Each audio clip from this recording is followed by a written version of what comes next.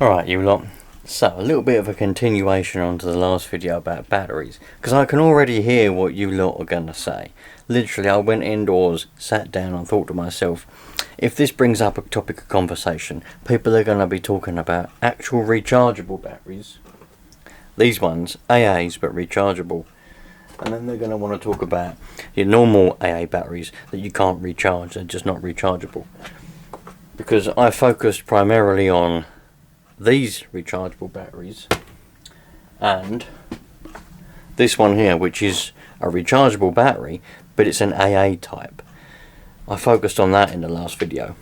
Didn't really talk about the different types of batteries, mainly just the different holders, whether you use an AA battery holder with an AA battery, whether it be rechargeable or normal, and your hump pack, your actual proper hump pack.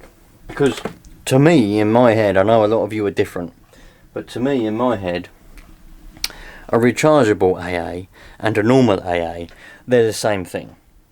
Yeah, I don't consider them different. I know we're going to talk about it now, but I know a lot of you will point out the voltages are different, you dick. But to me, in my head, they're the same. If someone said to me, I need some AAs, I wouldn't even think about whether they're rechargeable or non-rechargeable, because an AA is an AA. It does the same job at the end of the day. But for you geeks out there, let's talk about the two differences, and also we'll also talk about the hump pack. Alright, let's have a look at them, shall we? Because I know it's going to come up in the conversation. The video's not even gone live yet, but I can already hear in my ear hole and sense that people are going to start talking about the two different types of AA batteries and the reasons why they don't like them and the reasons why they do like them. So, what we've got a hump pack, right? Now, we can have a look. This is a 6.6 volt one, and these are, each cell is 1.2 volts, alright? 1.2 volts, and there's 5 of those, 1, 2, 3, 4, 5. So if we do 1.2 times 5, 6 volts, alright? I've lost my actual calculator, so I've got to use the pocket computer. But at least I'm getting some use out of it, and for what it's intended, which is to be used. Anyway, so we've got one of these, each cell 1.2 volts. And then we've got an AA battery, which is rechargeable. I've got an Amazon one, and I've also got a Duracell one. I thought I'd use two different brands just to prove they're both exactly the same. These ones are supposed to be the high capacity ones, but the capacity doesn't really make a difference. So this is a rechargeable AA battery, and it's 1.2 volts, okay? The same as for this rechargeable one. If I can find it. Where's the voltage? There it is. 1.2 volts, alright? And then, so at the moment the voltages are the same as this, alright? But don't forget you've got 5 of them, and you only have 4 of these.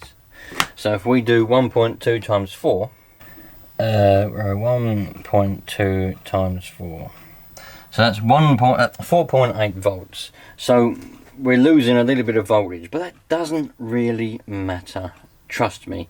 Anyway, now this is just your ordinary AA battery, alright? This one's a bit shy, doesn't really like to be in focus, but we'll have to make it go into focus. AA 1.5 volts. Don't ask me why, I don't know that much. The battery geeks out there, if you're a battery geek and you know a lot about batteries, put in the comments the reason why non-rechargeables are 1.5 and rechargeables are 1.2. I don't know the difference, the reason why that is, and I don't really care either, so we'll just leave it at that. But if you do want to put it in the comments, please do, because I'd like to learn, and other people might want to know as well. Other than that, just go and look it up somewhere, because it'll probably be somewhere.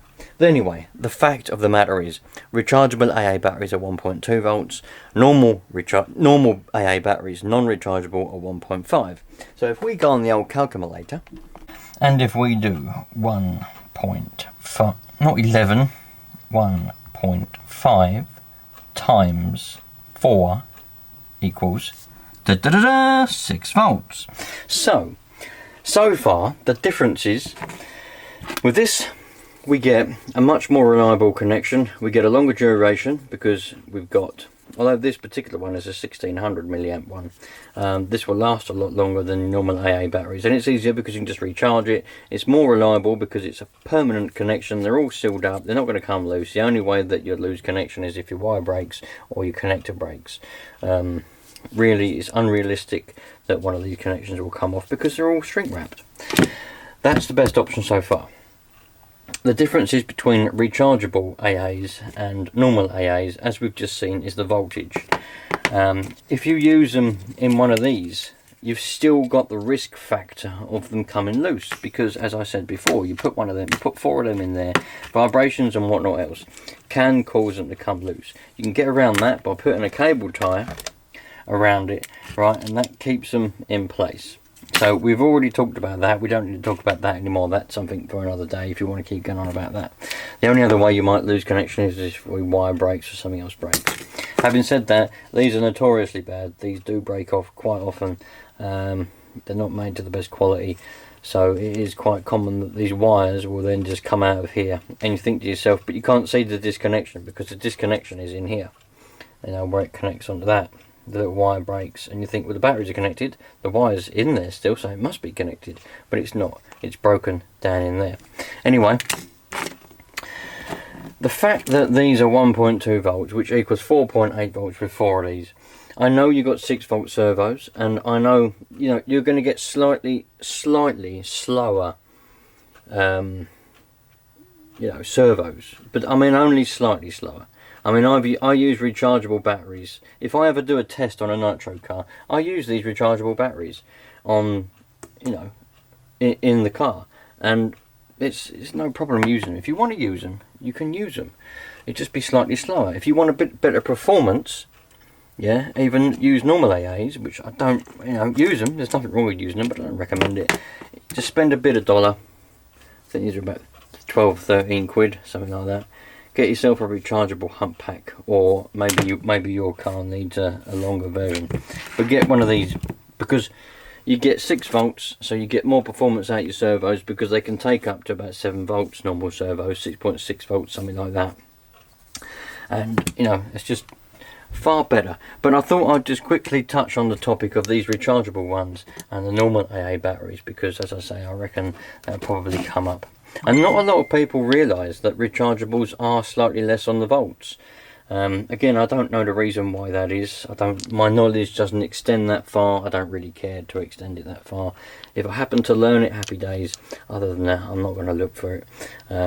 It's just a fact of the matter. But they do work perfectly well. So there's no reason why you can't use rechargeable batteries in this. If you wanted to use this, just make sure that you put a cable tie, you put the batteries in, and then you get the cable tie here and you tie it around the middle of it, yeah, so it goes in here and in here, yeah, so that it's actually clamping the batteries together. That way they can't come loose, and that way you can't go wrong, basically. So there we go.